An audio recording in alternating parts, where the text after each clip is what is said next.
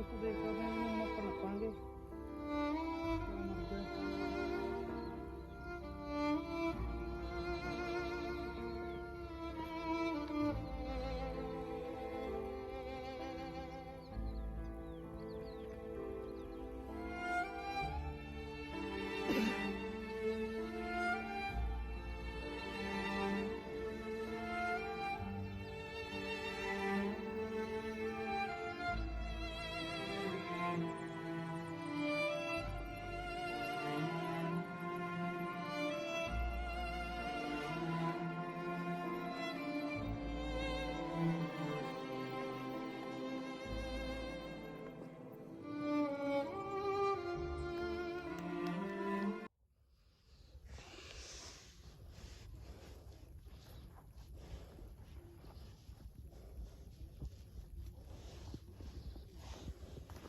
ਕੱਪੜਾ ਕਰ ਦੋਸਤੋ ਹੈ ਨਹੀਂ ਸੀ, ਕਿਉਂਕਿ ਆਪਾਂ ਕੱਪੜਾ ਰੱਖ ਕੇ ਨੱਪ ਵੀ ਸਕਦੇ ਸੀ, ਬਟ ਹੁਣ ਇਦਾਂ ਹੀ ਆਪਾਂ ਕਰਨਾ ਗਾ ਮਿੱਟੀ ਨਾਲ।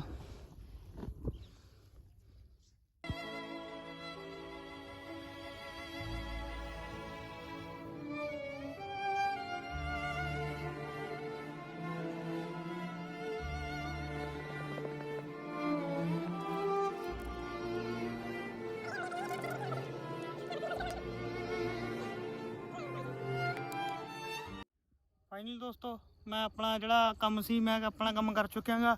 ਬਾਕੀ ਤੁਸੀਂ ਮੈਨੂੰ ਸਪੋਰਟ ਕਰਦੇ ਰਹੋ, ਮੈਂ ਇੱਦਾਂ ਹੀ ਵਲੌਗ ਤੁਹਾਨੂੰ ਲੈ ਕੇ ਆਉਂਦਾ ਰਹੂੰਗਾ। ਓਕੇ, ਮਿਲਦੇ ਹਾਂ ਨੈਕਸਟ ਵਲੌਗ ਦੇ ਵਿੱਚ।